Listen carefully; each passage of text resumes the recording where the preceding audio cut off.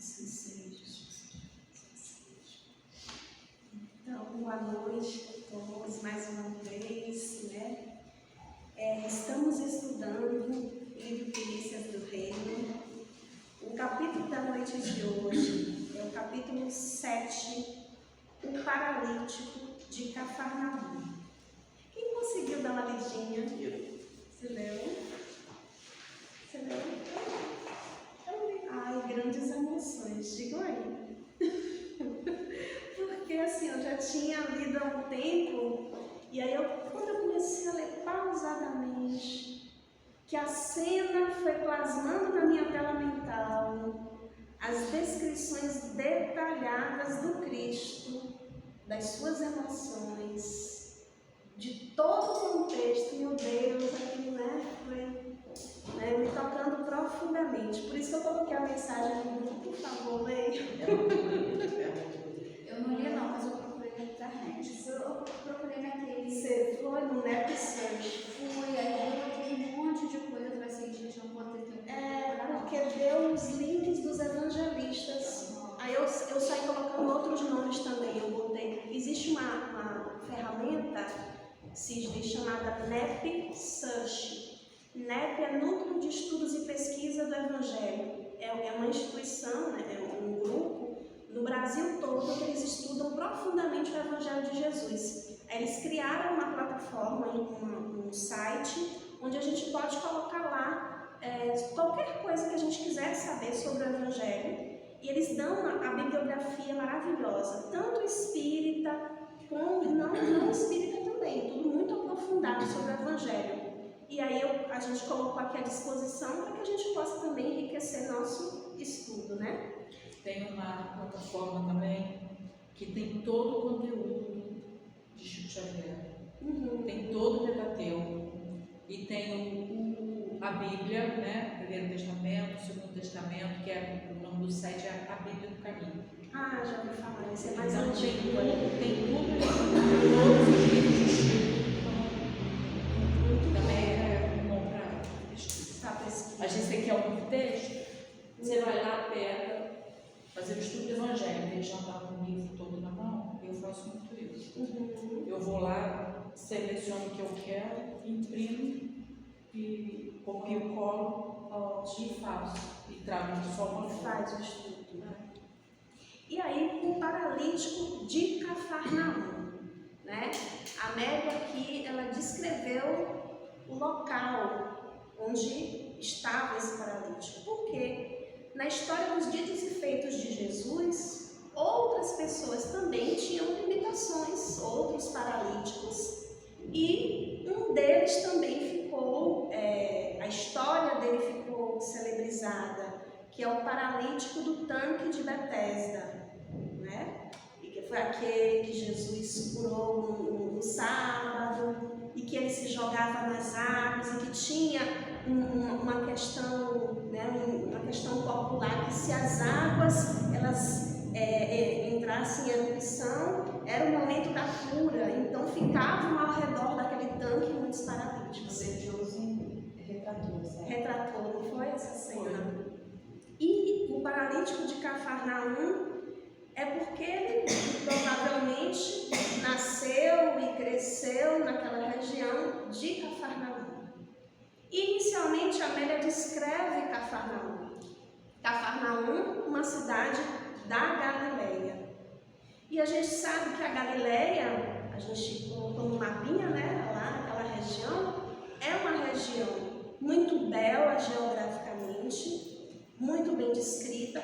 É onde está o lago Tiberíades, né, o mar da Galileia que chama. Muitas cidades ao redor do mar, Cafarnaum, Dalmanuta, Magdala, ficam ao redor do mar. E aqui a gente também sabe que muitos dos discípulos eram galileus, né? Só um deles não era galileu, que era Judas. Judas era da Judéia. E ela fala aqui, você vê que ela dá, a gente ouve falar lá da Galileia, mas aqui ela chama de Lago de Genezaré. É outro, né, sinônimo para o mar da Galileia. E ela descreve os vales, as praias, né? Aí ela, muito poeticamente, Cafarnaum era um poema de ternura, com seu casarinho branco baixo. E uma coisa muito interessante aqui que ela colocou, que Jesus gostava daquele lugar, né? Ele tinha apreço por aquele lugar, porque era onde estavam as pessoas mais simples, né? Ele conseguia essa ressonância assim do coração, a simplicidade, era o povo mais humilde, de vida simples, pessoas que viviam do plantio, mas basicamente da pesca, porque o lago era muito piscoso, né? Então vivia nesse contexto. Aí ela diz assim: doava o seu amor àquelas populações ribeirinhas com estremecimentos, pois que ali também reencontrava o amor nos corações simples e ingênuos das gentes. Então ele doava o seu amor com estremecimentos, com emoções, né? Então ali ele encontrava no corações simples e ingênuos das gentes essa ressonância. Eu achei assim muito belo. E outra coisa que me chamou a atenção, logo aqui no início, quando ela descreve Cafarnaum, ela já diz o que estava acontecendo ali naquele contexto. Já acontecia muito burburinho, notícias de boca em boca, né? Atraindo curiosos e os sofredores de toda a cercania. E aqui, embora impusesse silêncio ao leproso que curara, e rogasse a sogra de Simão nada dizer do que lhe acontecera, o silêncio era quase impossível.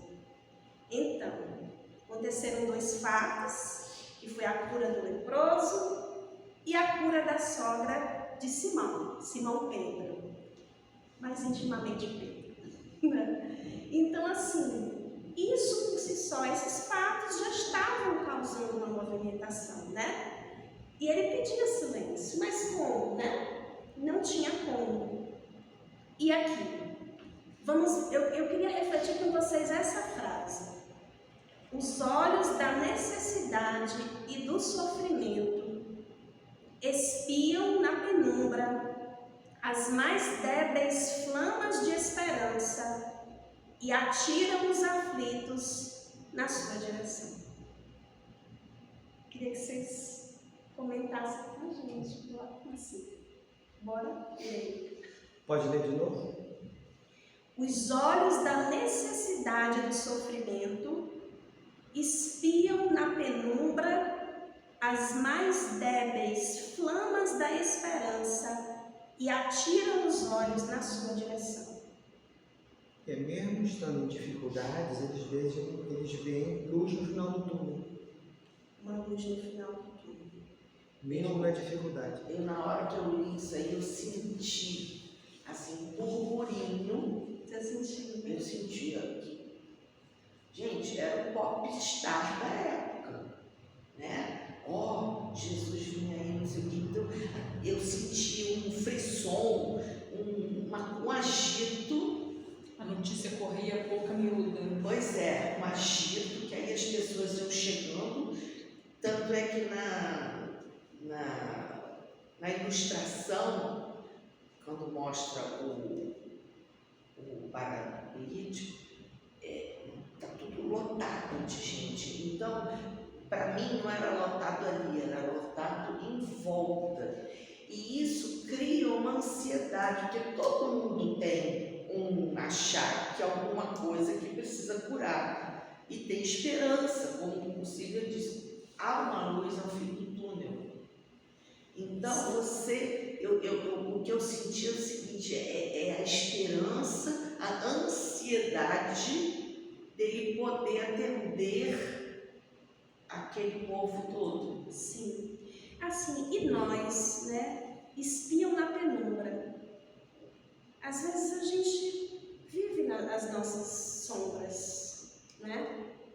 Então, espiar na penumbra, mesmo envolto em sombra,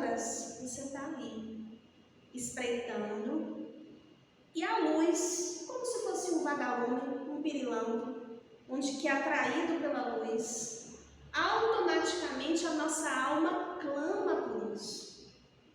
Mesmo que a gente não consiga fazer um movimento físico para isso, mas a nossa alma está sedenta e clamando o tempo inteiro. Mas às vezes, para chegar a esse movimento físico, boa noite. Boa noite, pode chegar, por gentileza. Ainda não chegou não. Mas seja muito bem-vindo, pode sentar aqui com a gente. A gente está iniciando o estudo, fique à vontade. Seu nome é? Paulo César. Paulo César, eu sou Márcia. De prazer. Você que é de Macaé? Sim, sim. Então a gente está, né, envolto nessa necessidade, mesmo que a gente não esteja fazendo um movimento físico, a nossa alma está clamando, suplicando, pedindo, é o que a gente está conversando. Nós somos fadados à felicidade, né? Então, Somos. isso está na gente. Tá. A gente quer a cura, a gente quer essa busca. A gente está sempre nesse movimento de busca, de libertação, né? Então, quando eles viram a possibilidade de alguém ajudar, eles ficaram todos eles foram provocados, né, por essa luz do Cristo. Então, acho que é isso, assim. Era uma coisa involuntária, inconsciente, está dentro da gente, essa necessidade de ficar bem, de estar esperavam por isso. Porque de tempos em tempos apareciam como é que fala? Os mestres, não, Profetas. os profetas. E eles sempre anunciavam, sempre havia um prenúncio de que aconteceria. Eles estavam sempre nessa espera. Eles Mas estavam era sempre distante o tempo. Não, sim, mas acontecia, mas isso ficou assim, como uma lenda, né, de que iria acontecer, em algum momento iria acontecer. Então eu penso que cada um que surgia, eles reavivavam esse anseio, como cada um de nós. Entendeu? Cada um de nós tem um anseio, né? Mesmo que a gente não confesse, mas a gente tem um anseio. E isso realmente está dentro da gente. Está dentro da gente. Eu lembro que quando eu era pequena, eu devia ter uns 6 anos, mais ou menos. Eu fui levada, fomos eu e minha mãe, eu lembro da minha mãe, minha tia, minha prima, num lugar lá em Niterói, lá em São Francisco, bairro em Niterói, que tinha um homem, um médium, que diziam que era o Dr. Fritz. E eu fiz uma cirurgia espiritual. Eu lembro disso até hoje. Botou mercúrio cromo aqui fora, botou os esparadrapo, e por dentro eu senti o gosto. Você vê, isso década de 70. E eu nunca mais tive infecção da vida. Amígdala eu não tive mais. O negócio agora é faringe e laringe. Mas a amígdala eu não tive mais. Então a necessidade. E o burburinho, eu lembro, eu era pequena, mas eu lembro disso. Do burburinho das pessoas que iam buscar a cura, sabe? Que iam buscar um tratamento. Né? A caravana que era para Arigó, para Zé Arigó, também faziam caravanas.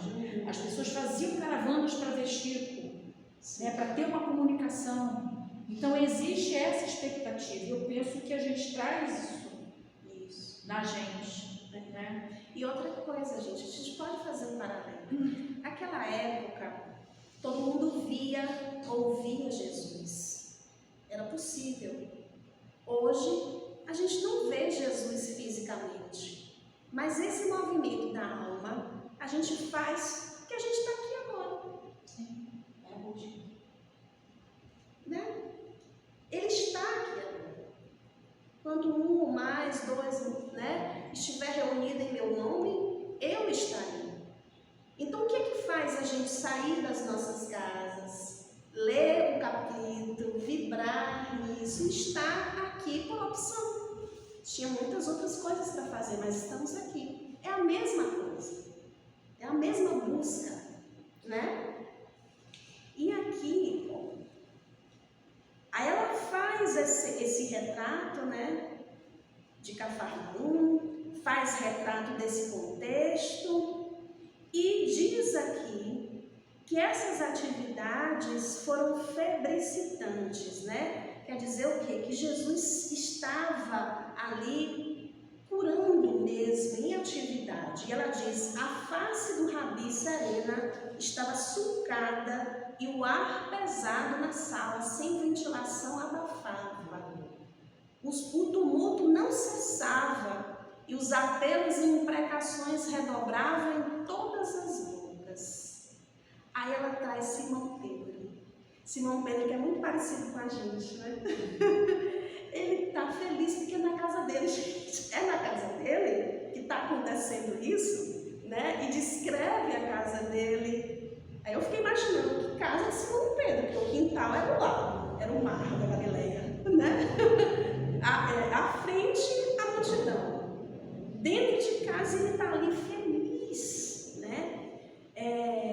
E fica a reflexão, né? As horas se escoaram, os olhos de Simão faiscantes encontravam-se com os olhos dele. E eu achei uma coisa muito interessante aqui que eu grifei. Porque Jesus estava ali curando e ante a imposição das suas mãos, ou a vibração da sua voz, ou a luz dos seus olhos, a cura acontecia. Jesus impondo a mão, Jesus falando e Jesus somente olhando para as pessoas. Gente, Que energia. gente, que coisa linda. E aí, em Israel, jamais se presenciara acontecimento parecido. Os espíritos imundos fugiam e a dor perdia a voz ante a ordem dele. Né? Aí o que acontece? Olha que coisa interessante. Mostrou aqui o homem Jesus.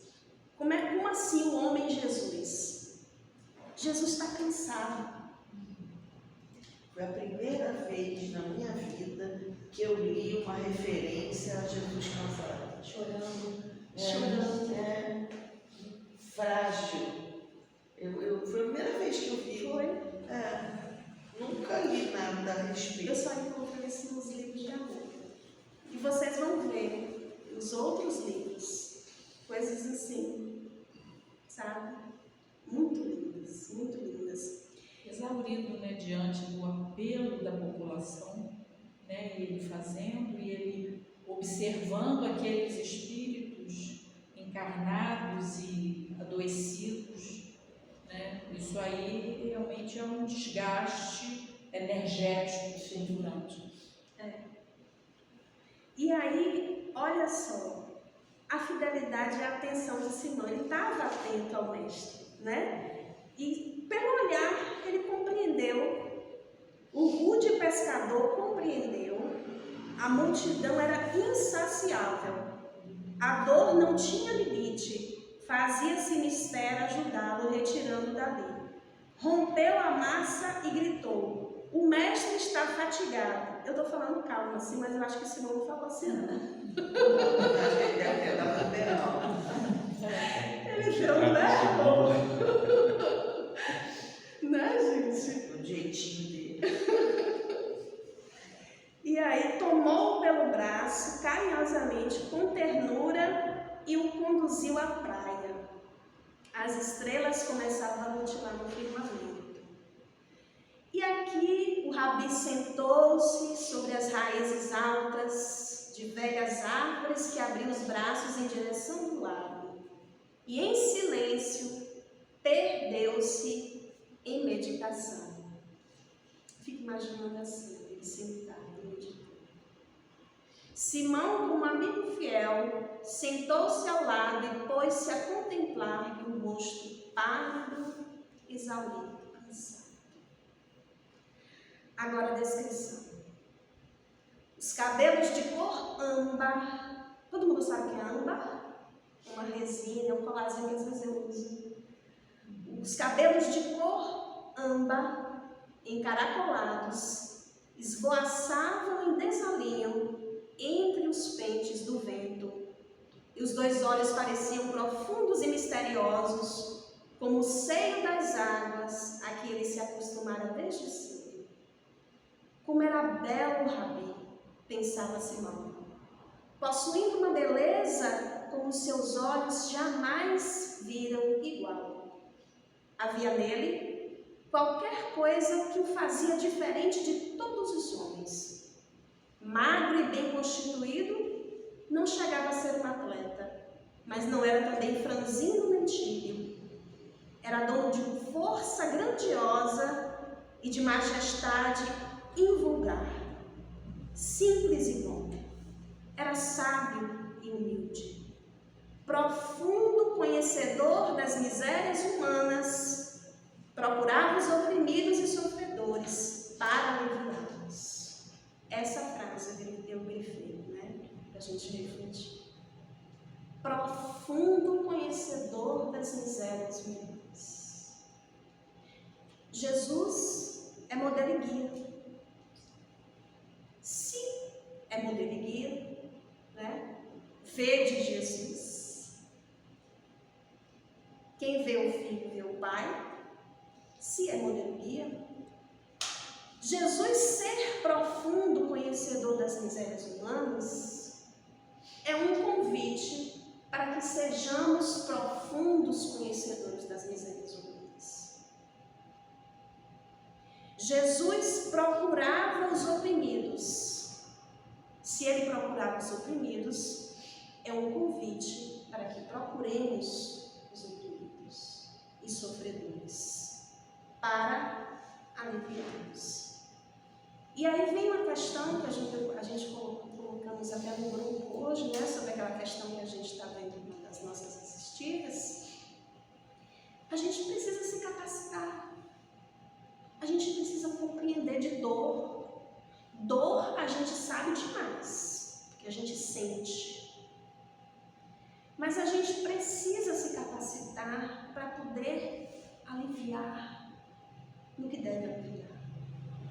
E se para isso a gente precisa entrar por outras linhas de conhecimento que a ciência nos oferta, né? Que a medicina nos oferta, que a neurociência nos oferta, né?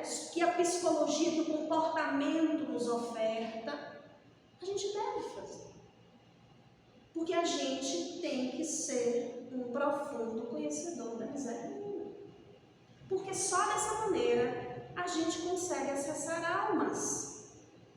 É desse jeito. E conhecendo as misérias humanas, a gente tem a oportunidade da gente fazer um mergulho profundo nas nossas misérias. No que precisa ser restaurado. No que precisa ser mobilizado dentro da gente. Que muitas vezes, em mecanismo de fuga, a gente evita enxergar.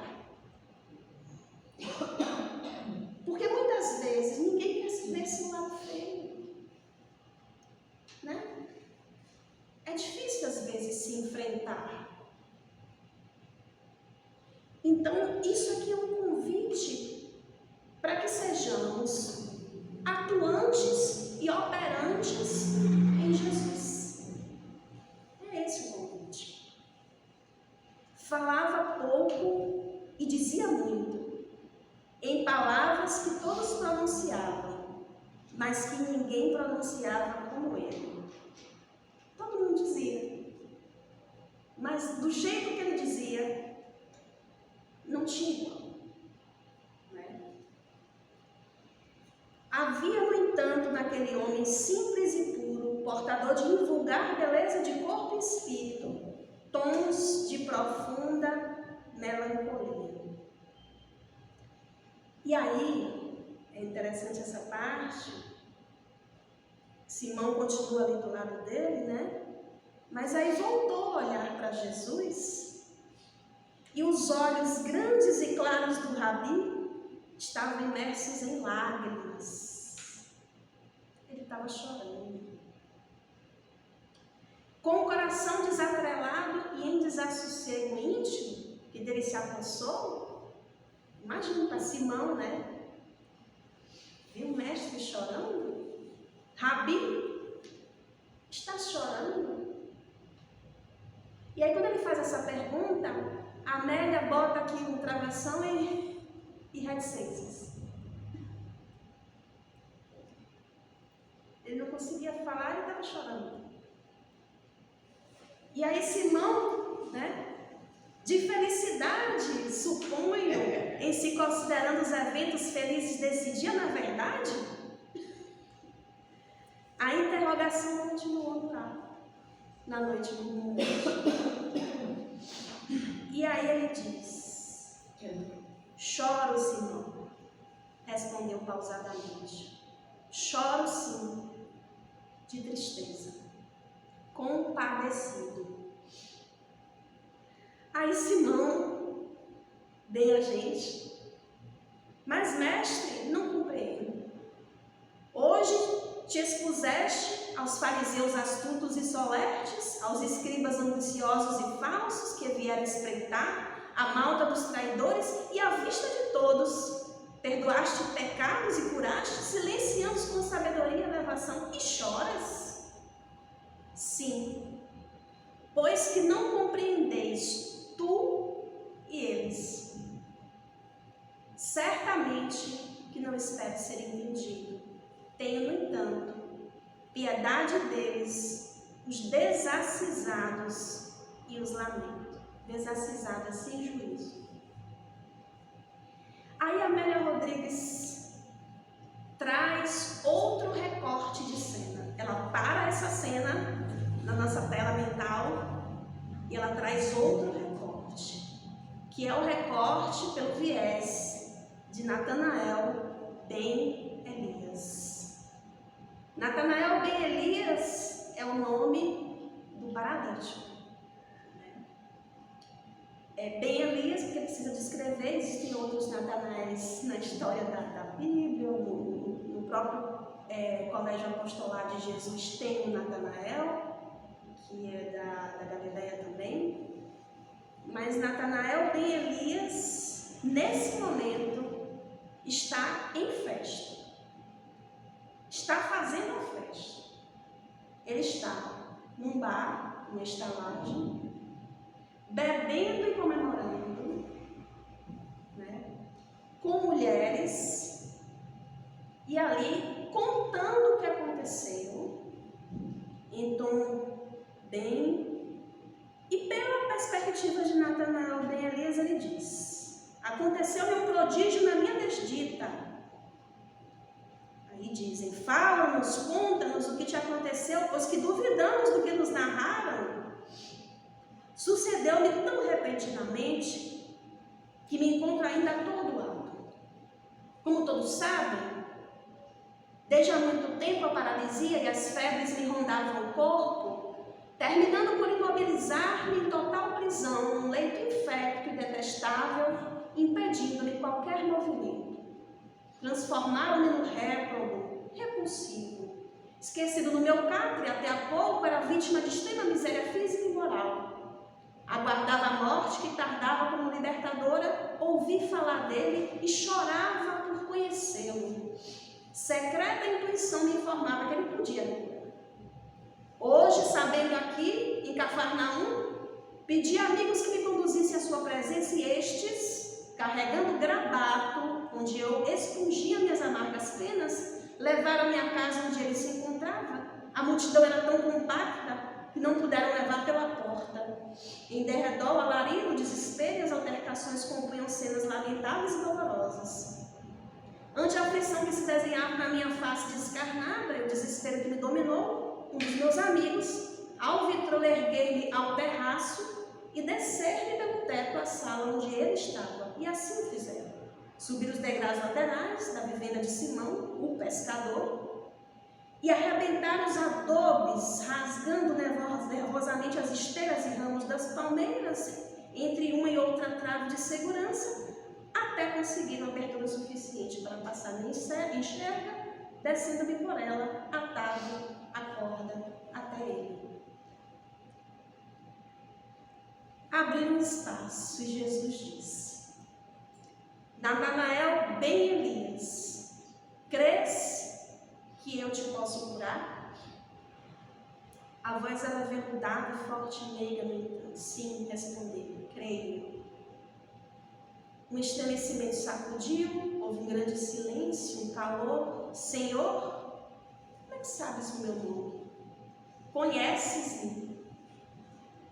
Sim, eu te conheço, Natanael, desde ontem. Sou o bom pastor. E em razão disso, conheço nominalmente todas as ovelhas que o Pai me confiou. Você me disse que é todas. São todas, gente. Nós, inclusive. Por que a gente duvida disso? Às vezes a gente duvida disso. E aí, não compreendi, confesso que ele disse, né, desde ontem. Nunca o vira antes, nem jamais me visitar. Teus pecados, exclamou, estão perdoados. Observem bem. Houve murmurações e uma exaltação de ódio na assistência. Por quê? Porque Jesus falou essa frase. Teus pecados estão perdoados. Estavam ali espreitando Cristo. Os fariseus. Né? Então, dizer teus pecados estão perdoados, para eles era blasfêmia. Não consideravam. Ele não tinha autoridade, Ele eles achavam que ele não tinha autoridade para perdoar o pecado. Para perdoar o pecado. Né? E aí, até o Natanael se questionou essa autoridade de Jesus nesse momento. No entanto, aquela hora eu indagava, seria ele capaz de perdoar pecados? Não estaria blasfemando? Né? Como se ele ouvisse os pensamentos mais secretos e receados, desafiou. Que é mais fácil dizer ao paralítico, perdoados são os teus pecados, ou dizer, levanta-te e anda? É uma provocação. Né? É mais fácil dizer ou eu fazer aqui agora, mostrar aqui agora? Levanta-te e anda. E aí, e voltando-se para mim, estendeu os braços, alongou as mãos, falando-me imperioso. Levanta-te, toma a cama e vai para a tua casa. Oscilei como uma cana ao vento, desejei falar algo e não pude. Ergui a cama, explodindo um grito de ventura. Salve, Rabi! E aí, bebamos. Música sensual soluçando entre dedos de mulheres e crianças. Esse é o recorte pela perspectiva de Natanael, comemorando no bar e contando pela boca dele o que aconteceu. E aí, voltemos à cena de Jesus chorando. Simão pergunta, por que dizes que não te compreendemos, Rabi? Estamos todos tão felizes. Vamos analisar bem essa fala. Simão, neste momento, enquanto consideras o reino de Deus pelo que viste, Natanael, com alegria infantil, comenta o acontecimento entre amigos embriagados e mulheres infelizes. Outros, que recobraram o ânimo ou recuperaram a voz, entre exclamações de contentamento, precipitam-se nos despenhadeiros da insensatez, acarretando novos desequilíbrios, desta vez irreversíveis. Isso mostra de todas as oportunidades que nós tivemos, inclusive quando já fomos cristãos, em outros tempos. Porque certamente não deve ser a nossa primeira vez. Vestindo uma indumentária e vivendo como cristãos. Muitos de nós já passamos pelo clero, Muitos de nós já vivemos a época da Idade Média. E hoje nós estamos novamente cristãos. Não compreendemos a mensagem em outros tempos e hoje nos é dada uma nova oportunidade para entender a mensagem de Jesus, para que essa cura, né, aconteça de forma efetiva da alma. A Amélia, no livro Luz do Mundo, no último capítulo, tem um capítulo belíssimo, que eu já fiz uma exposição sobre ele. Esse capítulo impactou meu coração. Se chama A Cura Real. Ela traz um diálogo entre uma patrícia romana e uma serva. A serva sofria de paralisia infantil. E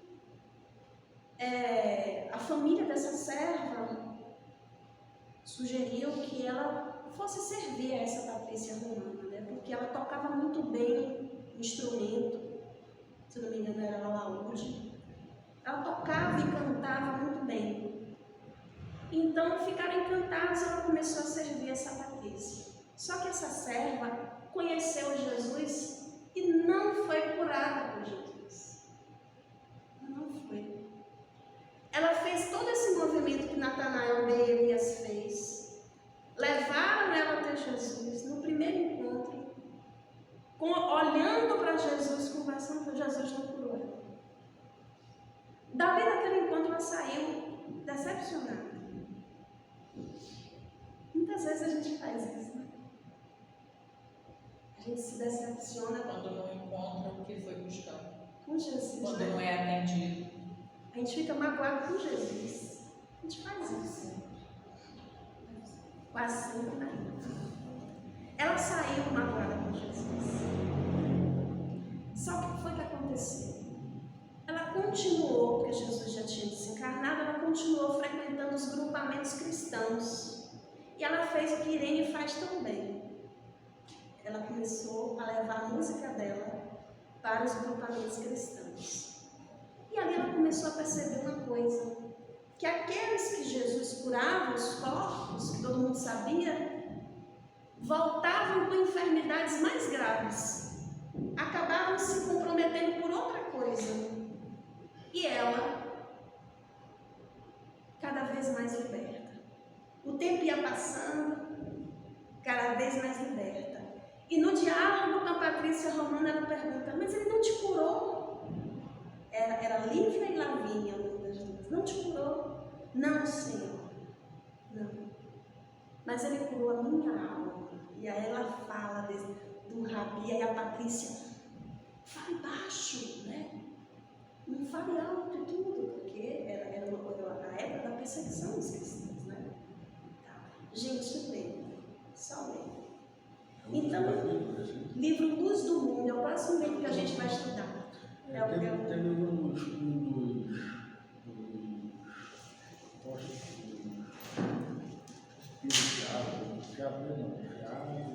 Tiago, João, que era um. não me recordo. E aí Jesus pergunta por que Jesus não curava ele. Deixou você ter uma cena. Vai? Deixou Deixou você né? Tem. Deixou você ter. E aí pergunta por que Jesus. Ah, tem a cena. Eu não sei se tem um registro nas obras, como está na cena, mas tem a cena. Jesus falou. Qual vai ser o seu. E outra coisa, Você precisa carregar isso. Maria Dolores tem um texto. Maria Dolores é uma espírita, um baiano, se comunica por Chico Xavier, várias mensagens. O Divaldo Franco também tem alguns textos. Ela é uma das mentoras do Projeto Reage. Foi quem nós homenageamos no sarau do ano passado. Né? Maria Dolores tem um texto chamado Cercas de Deus. E ela fala justamente disso. As problemáticas que nós carregamos hoje em dia, o que mais atormenta a gente hoje em dia, são cercas de Deus. É Deus nos cercando muitas vezes, para que a gente não se comprometa mais. É misericórdia.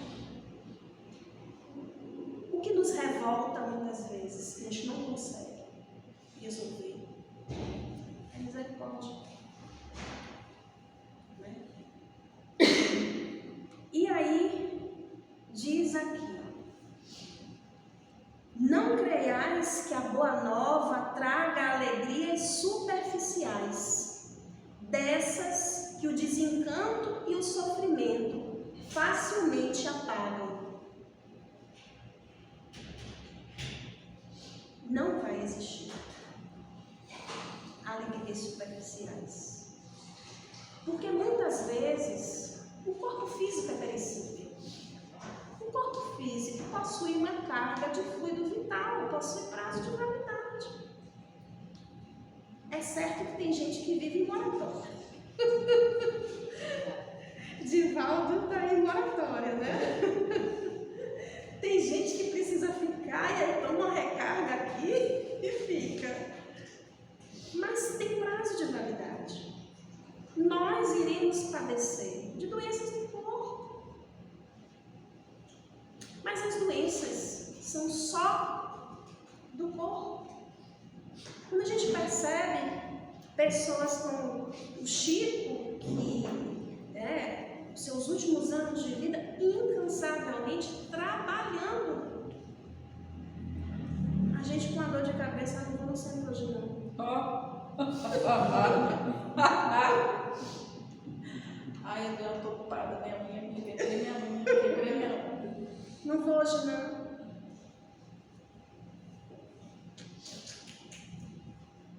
Gente, Pobre de nós, pobres coitados.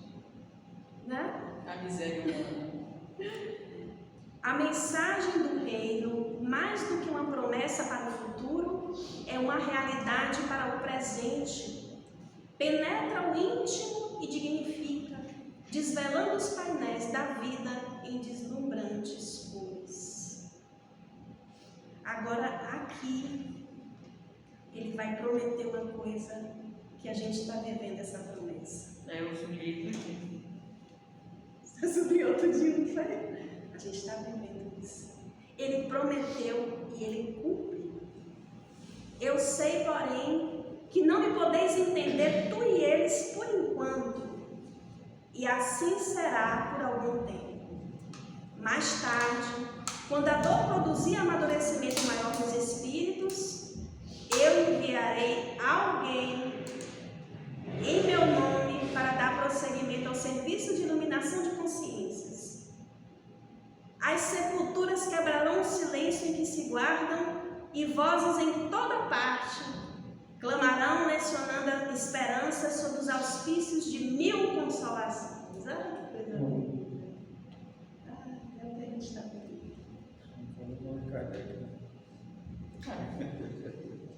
O mestre silenciou por um momento.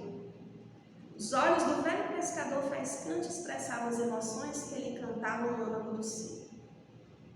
E aí ele diz: e quando o Consolador chegar, Simão, e quando o Consolador chegar, interrogou o discípulo emocionado, os homens o receberão compreensivamente?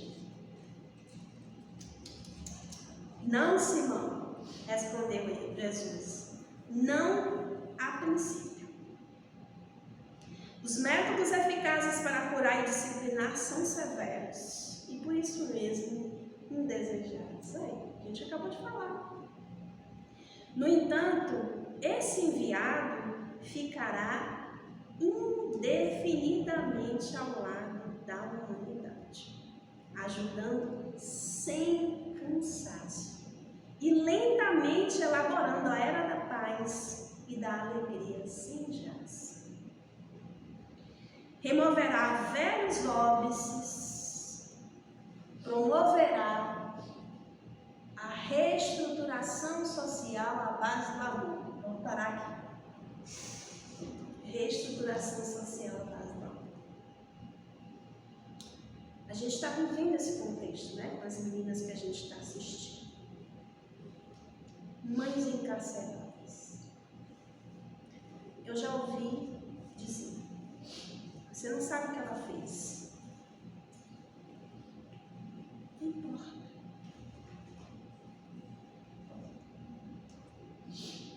Matou? Eu não sou juiz de ninguém. Eu não tenho autoridade moral para isso.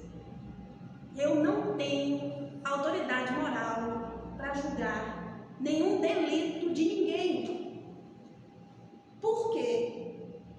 Se eu não cometi ainda esse mesmo delito, ou pior, será que um dia eu posso cometer? Ninguém sabe. Então não é o nosso papel. O nosso papel é reabilitar corações.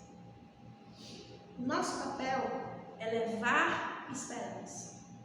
Nosso papel é dignificar. E uma mulher que está gestante e encarcerada é uma dor muito grande. Muito grande. Esse reencarnante está chegando num contexto muito grave. Ah, mas você não sabe o que ele fez. Eu não sei saber o que ele fez. Eu só quero saber que o contexto que ele está chegando é grave. E que, se é possível aliviar, merece ser aliviado. É esse o pensamento, só esse o pensamento. Então, reestruturação social à base do amor, que então invadirá todos os departamentos da vida, inaugurando sentimentos de solidariedade em todos os corações. A face do Mestre se transfigura. Simão não pôde sopitar as lágrimas que lhe correram espontâneas. Aí Amélia. E os séculos correram ágeis através da ampulheta dos tempos. Ela é linda, né, gente? Ela é linda, já é. Ou seja, já estamos vivendo isso. Hoje só eu falei. Não foi?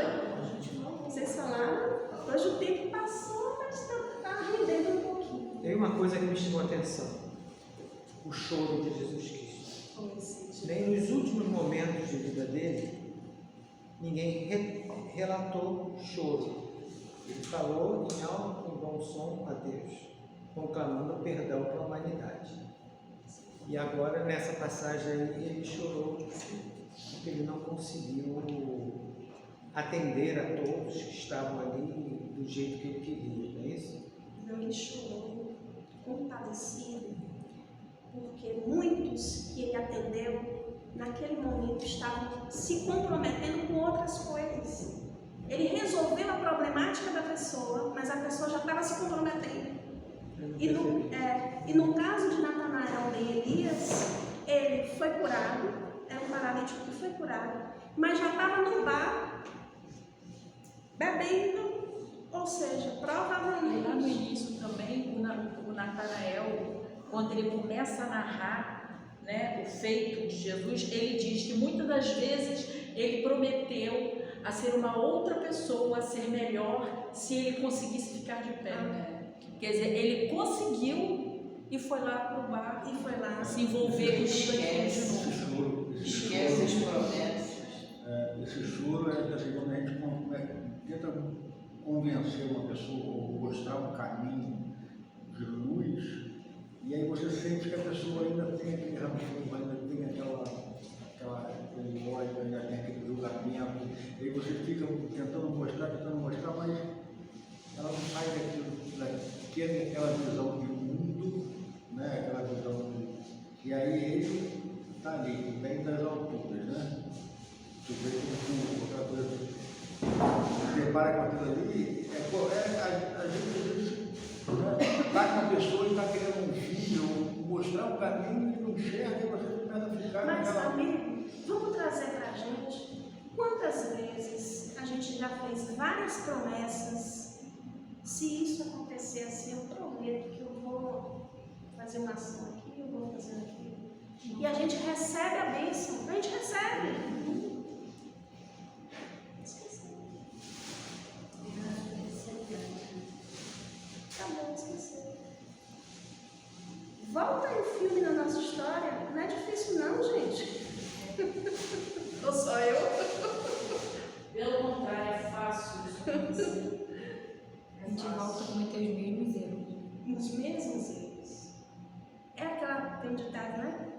vício do cachimbo desde a boca.